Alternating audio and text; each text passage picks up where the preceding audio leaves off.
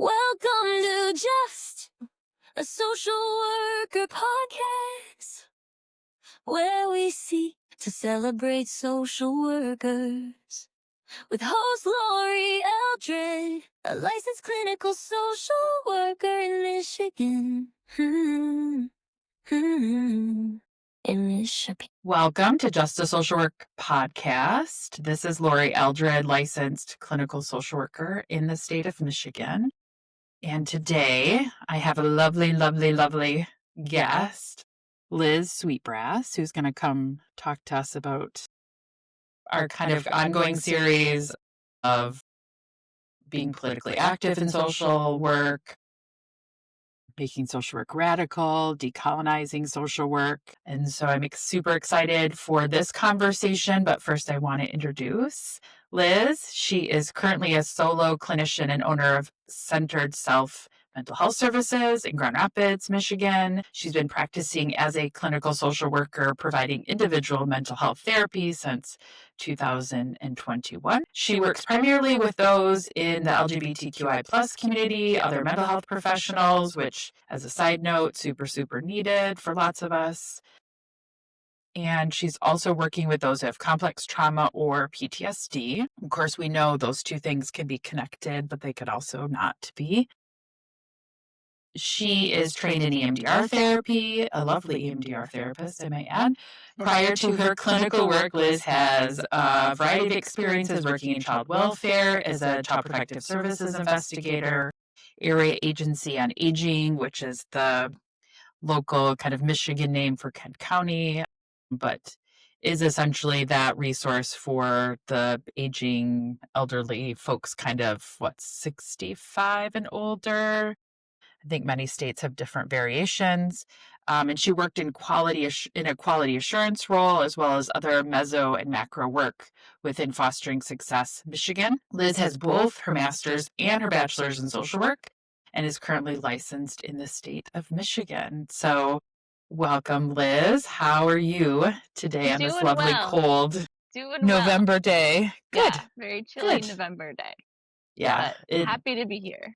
Yes, and our first snow happened this week, so yep. One of those reminders winter is coming.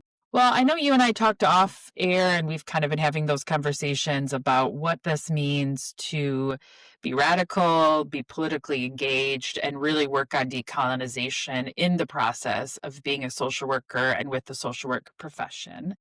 So I'd love to hear kind of your thoughts and what you're experiencing and learning as you're going through your own process of decolonizing in social work. Well, one of the things I love about social work is just the idea or like concept of person and environment or like systems approach. Like that is like one of the things that drew me to the field, being really versatile and just getting an understanding of like what does it mean to be human in context of our family, of our gender, race, ethnicity, and on and on and on, right? And so that can show up in the therapy space, or it does show up as in the therapy space for me as a clinician, because it does guide that work of like, how can I help somebody understand and remember who they actually are outside of all of these messages and information that we've been constructed and socialized with. Yep, all the labels, the buckets, the roles we get assigned inadvertently, mostly inadvertently. I don't think lots of us sign up to be boxed into a particular gender, sexuality, race, ethnicity, language, right? We are in a circumstance, born in a particular place and time, not of our choosing. Yep, not of our choosing. Yeah. So kind of tell me some more about just what else has been going on with this decolonization. I think I'm hearing a lot of this discussion when I'm online, reading different things about how the social work field is kind of starting to reckon and grapple with our earlier history, our complicity in a lot of different events within our U.S. history, right? We look at the orphan trains. We look at what happened with Indigenous groups and communities.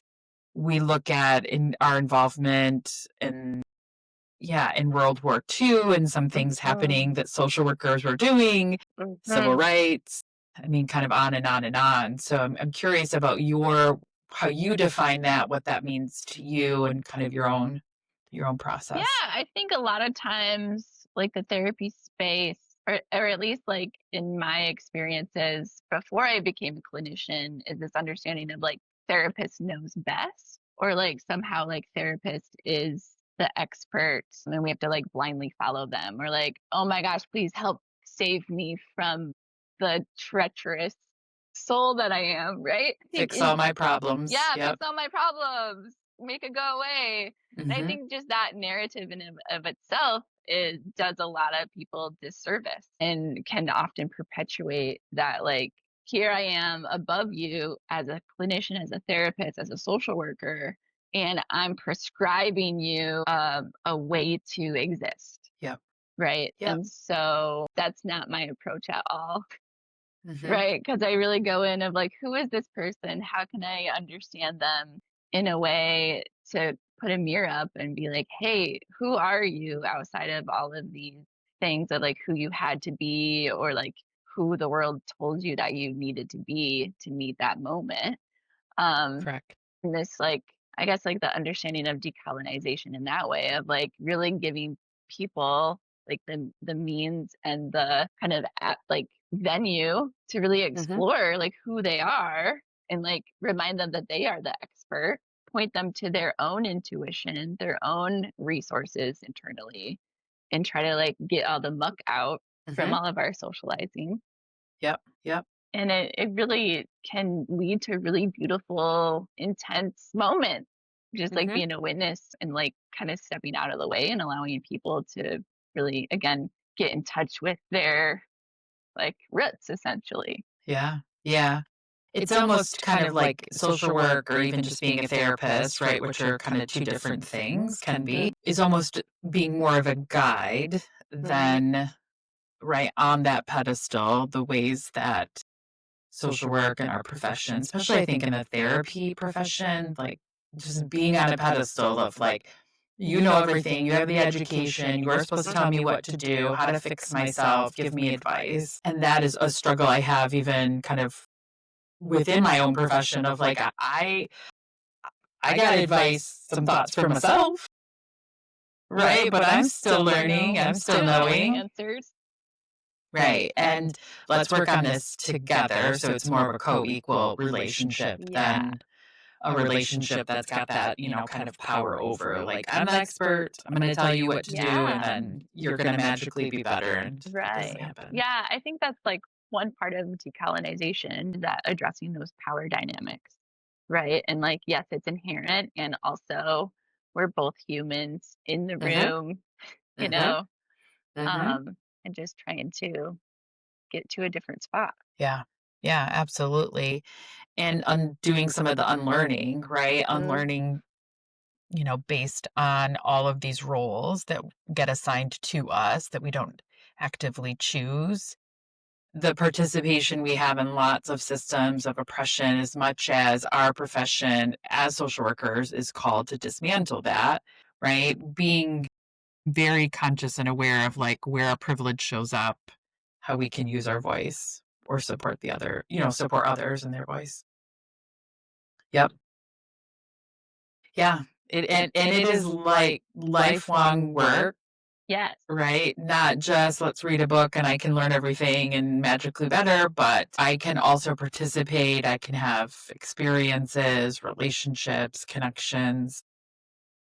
I can listen. I think that's a big activity. Yeah. I can listen to what others are saying to connect, like you were saying, I think even before we logged on, of like, what does it mean to be human? I can listen to another person's experience, hear them. And a lot of those systems of oppression, right, really get in the way of our ability to listen. Or again, like putting that like it's me against them, right? Or it's like us against whoever, when really like it's all just us. Yes, we're all in the same boat together, right? Right. Nobody's really getting off this boat that is the earth, right? I mean, we're not getting off and living forever and ever, but we're in the same experience. Mm. right? How can we feel more connected to each other, especially now in a world that feels like we are incredibly disconnected from other people and from ourselves? Yeah.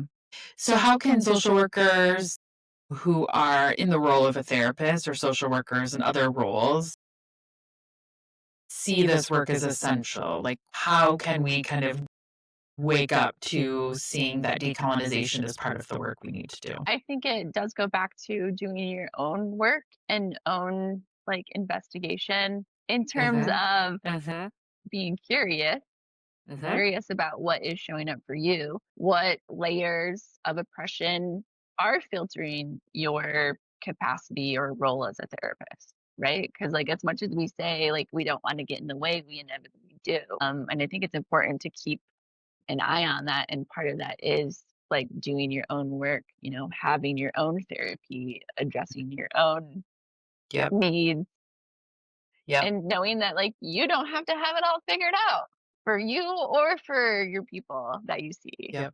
Yeah. I think that's a big one. Yeah. And if you're a social worker, I say this, so I teach in addition to seeing clients, but I'm always telling my students, if you've not been in therapy, go. Go to therapy. Go. You at least should have an experience of what it is like to be a client, just so that you have that understanding, have that additional layer of the incredible vulnerability and fear and anxiety and worry. But also, the ways in which our own unhealed trauma as a therapist can show up in the room. Right. Yeah.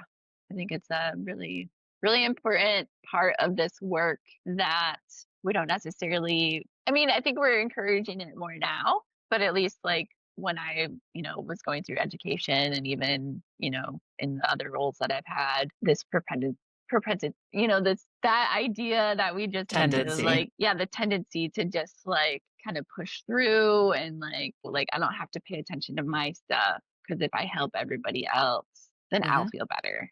When it's really Yep. like that stuff, it's deeply rooted and it needs some tender love and care Yeah. that often only Yeah. you but Yeah.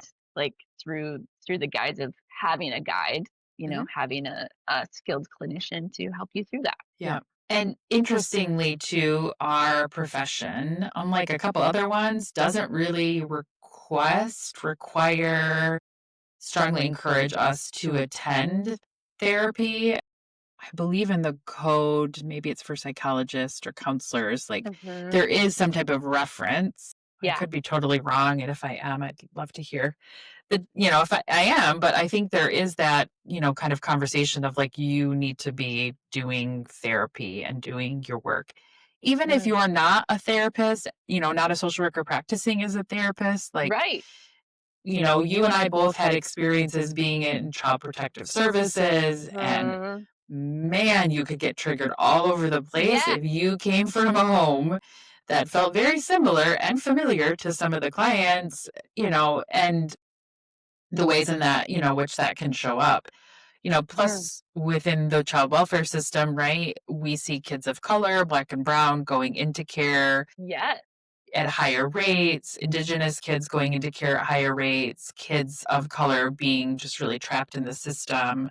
Mhm. I mean, the system itself is lots and lots of issues and problems. Yes, very much so. And I think like as you were talking about that, I was reminded of like how I guess those years of being a CPS investigator, I guess really facilitated again that like systems perspective and like being I guess a conduit for some of that systems of oppression without even like recognizing it always. Yeah. Yeah. Because when you're CPS, you're a state actor, essentially, kind of coming into families based on reports, right, that could be very legitimate, but also could be non-custodial or somebody else calling in because they're, upset with a family. And we're making very subjective decisions, right? I don't recall getting a tremendous amount of training in terms of like what is defined as a healthy family system, like healthy parenting, any of that type of stuff. It was kind of like, this is how you do your job.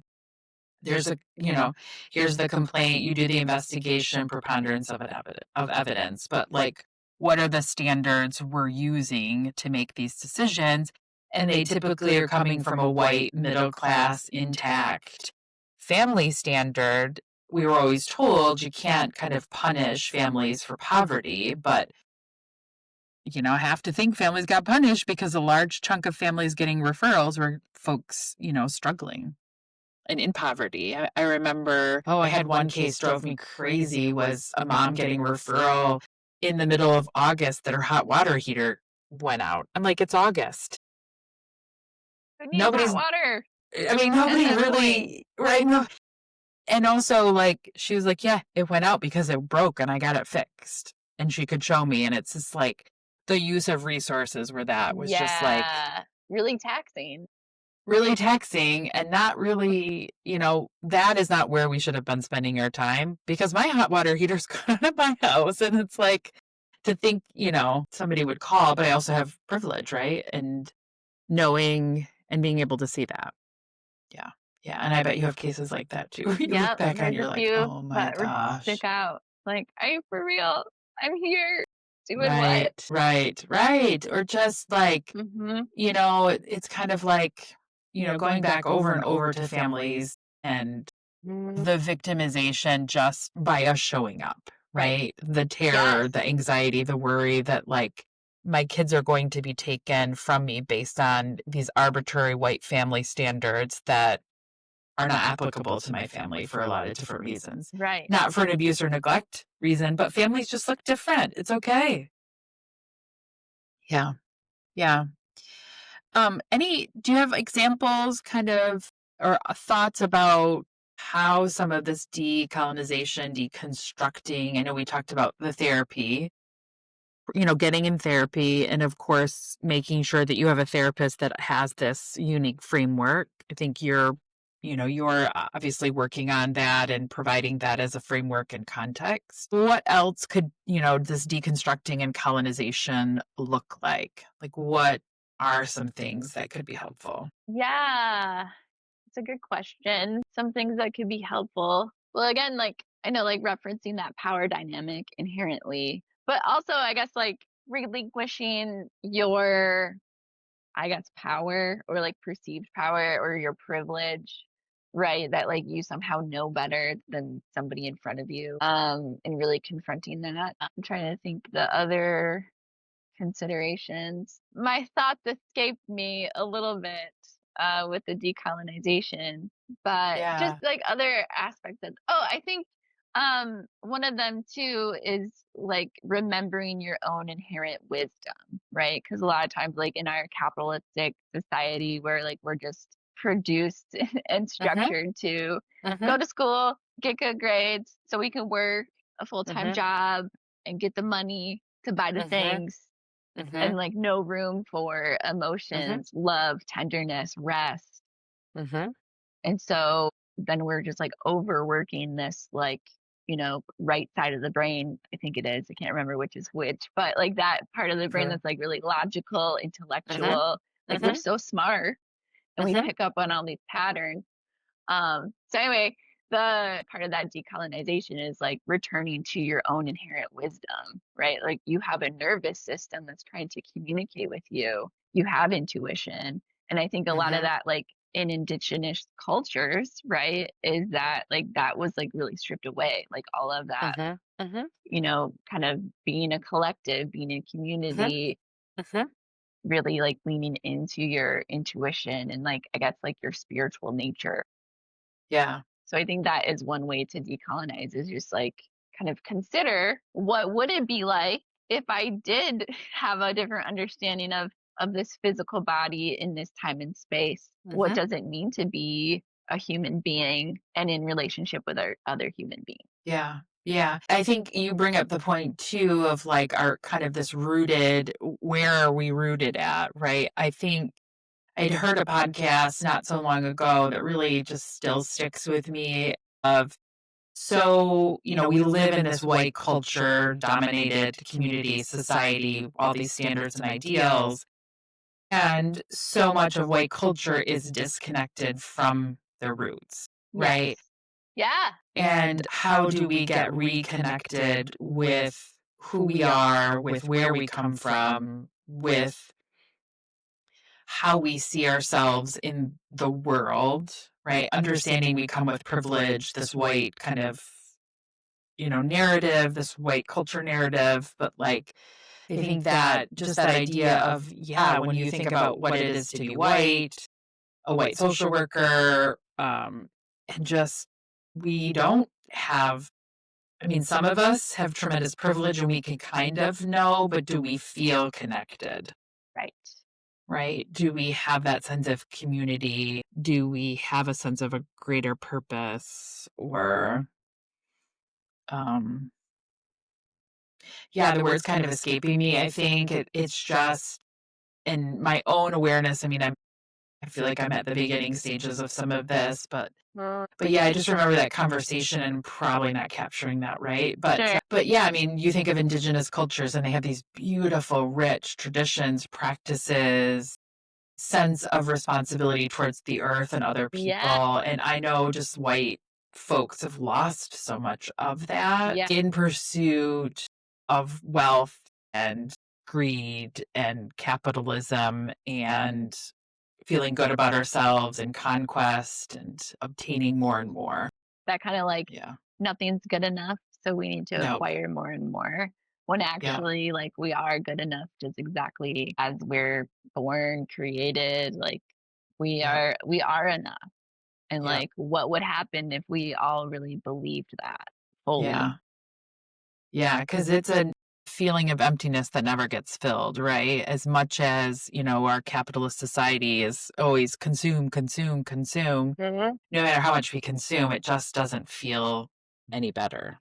It's not meeting that hunger. No. Yeah. And do you think that, kind of getting engaged politically, going to protests is one way, or does that also look like supporting mutual aid networks? Yeah, I think that it can look like a lot of different ways. And I think like something that especially in the times that we're in, there are a lot of social workers, right? Again, wear many hats and might have small children or like other responsibilities that maybe prohibit them from really gaining access to those like frontline active spaces. And so it's really considering of like, what can I do within my control or within my spaces that can still move energy toward or away from these systems of oppression. Yeah, and it can be really varied, right? It Mhm. can, and that's always tricky when you have young kids at home or just kids in general, right? Mhm. Like your schedule and time is limited. And so locally, right? Is there at least maybe something Mhm. that could be done, whether that's giving financially, whether that's Yeah. sharing on social media, having Yeah. conversation, Mhm.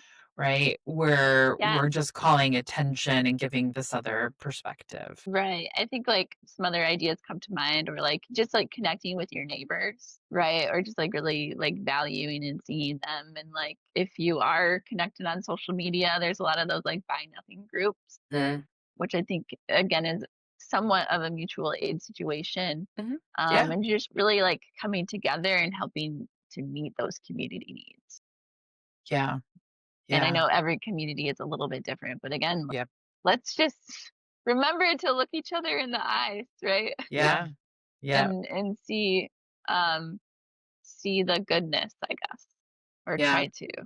Yeah, and I like that idea. I guess I never thought of it that way, and that is a really interesting shift of like the buy nothing groups. Mhm. You could look at that as a mutual aid, right? I've got these things in my household that perhaps I don't necessarily need or don't have use of, but maybe they're still have lots of use left. I could Yeah. share this with my neighbor who could also, receive a benefit Mhm. from it, or maybe that's something they're looking for, right? Reduce consumerism, reduce having to buy Yes. new things, Yeah. reduce adding everything to the landfill.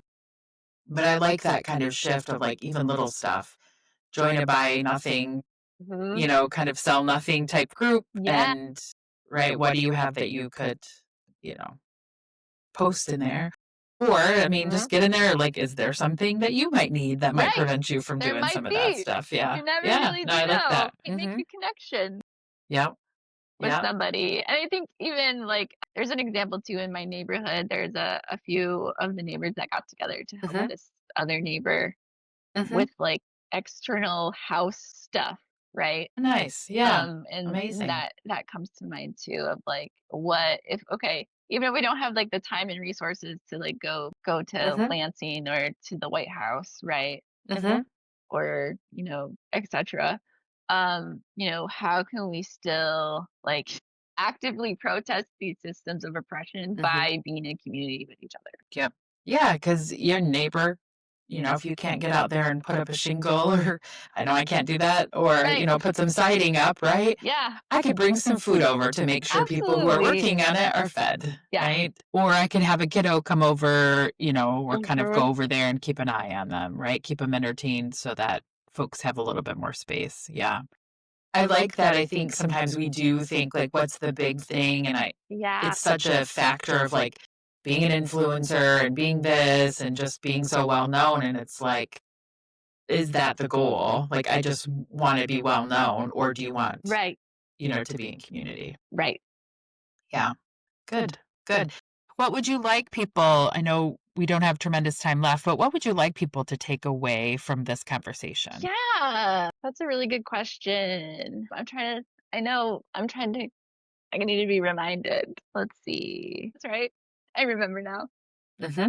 For my own self. Just like expanding what you're understanding of like what it means to participate in political activism. Because I think again that can kind of fit into, oh, I'm not doing enough, right? I gotta be doing more and more and more. When in the reality is like, what can you do from your position in the Hmm. world?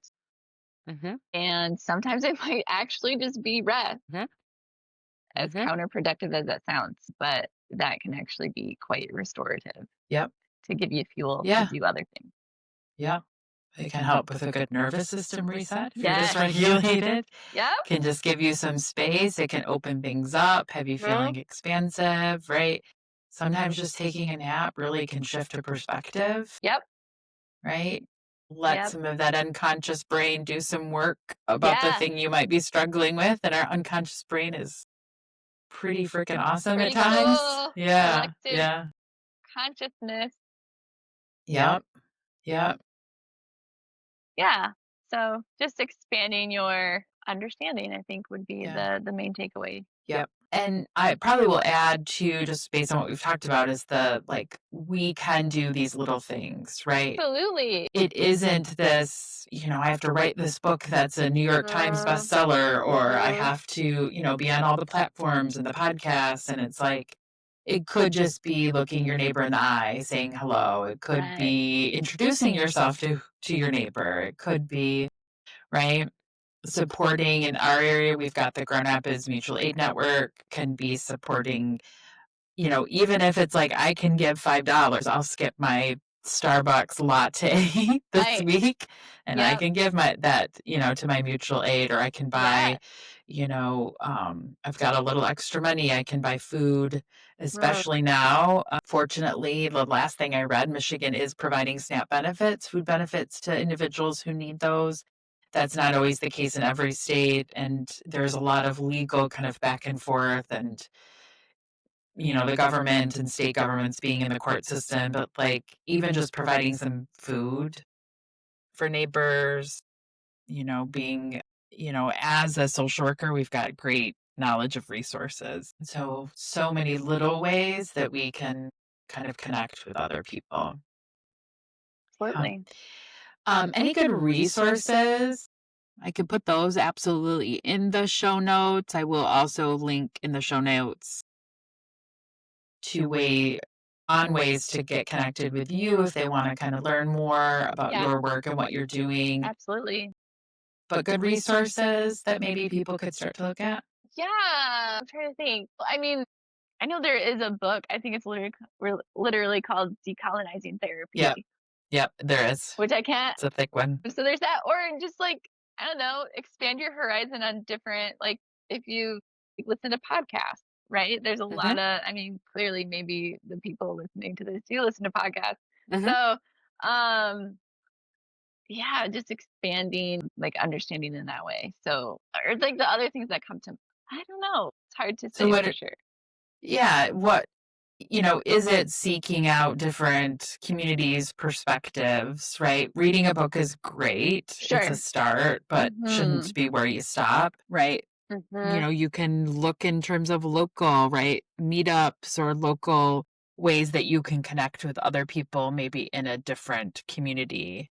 Or even I think, like you said, the resource is what if over the next week or two you got to know who lived next door to you. Absolutely. I think also having a like social workers, right? If you are a clinician or work in child welfare or wherever you are, finding like a good peer or Mhm, like a cohort mhm. where you can really like kind of like wrestle with some of these things or like how am I Yeah, showing up here or like what, yeah, just again to be in community in that type of way. yeah. Yeah, and I know in Michigan, there is, I think, one of the regions on the other side of the states doing a decolonizing book club. I can put that in the show notes. That's another kind of way putting in information on mutual aid Totally. networks, obviously listening to this podcast, look at kind of who's doing work in this area. There are some kind of lovely folks that I've follow on like mostly on LinkedIn because I don't know that they're necessarily on Instagram that they're doing some. I think Shar Yarwood or Yearwood is doing some, and Simon Cohen, he has a podcast, is doing some of that, right? Maybe looking for trainings, Yeah. right? I mean, that are Training. outside of like domestic violence 101, but like Right. going towards trainings that are more embodied, Yeah. so Embodied that is you can huge. get that experience or at least be Yeah. challenged, be uncomfortable. Yeah. It's That was a okay. good thing. It's okay Yeah. to be uncomfortable. I think the other Yeah. thing too, I know I didn't mention it at any point, but like internal family systems or like parts work IFS, I think that lends itself well to this understanding of like systemic approaches or like we're just all a bunch of microcosms, Mhm. collectively Mhm. and it, Mhm. and I think that's a good resource really for anybody to check into of like what is showing up, what parts are Yeah. activated.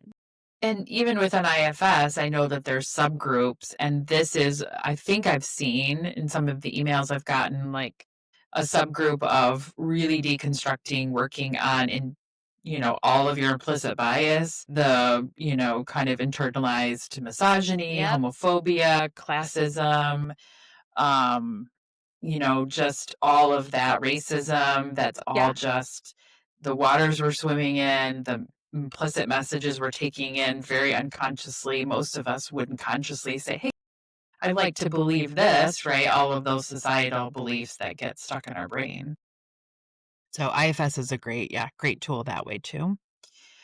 Um, as we wrap, Yes. any final thoughts that you want to leave with the audience? I guess speaking to that, like, I guess, like, my own position and privilege, or just like I owe it, or I find myself often reflecting on what an honor and privilege it is to, I guess, be a human who happens to be a social worker and who happens to be a clinician.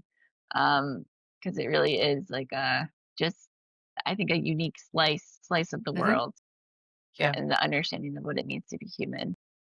yeah, And so if that resonates with anybody, then just a reminder to keep doing what you're doing or yeah, don't. yeah. Maybe Keep you got to showing up. pivot a little Yeah, bit. keep doing the work. I think adding to that, also knowing that like most of the folks in the social work profession look like us, white females, right? And we really, out of anybody, should be doing that hard work, right? Yeah, This, deconstructing your own. yes, your own, kind of identities.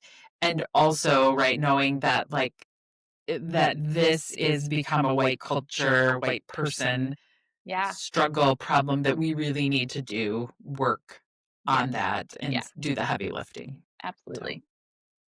Yes. Well, again, as always, it was very lovely to talk to you. Yes. And having this conversation, I know this is not a one and done conversation, right? This is going to be an ongoing conversation. And I hope to have more folks talking about this, because this is a way we make our profession better. We take care of ourselves. We become truly those professionals who are dismantling systems of oppression as encouraged in our code of ethics. So it only hopefully will get better as we do the harder work. Yep. All right. Thank Well, thanks for you. having me. Yeah. Yeah, great to talk to you, and I will talk to you again soon. All right. Sounds good. Yeah, bye. Yeah.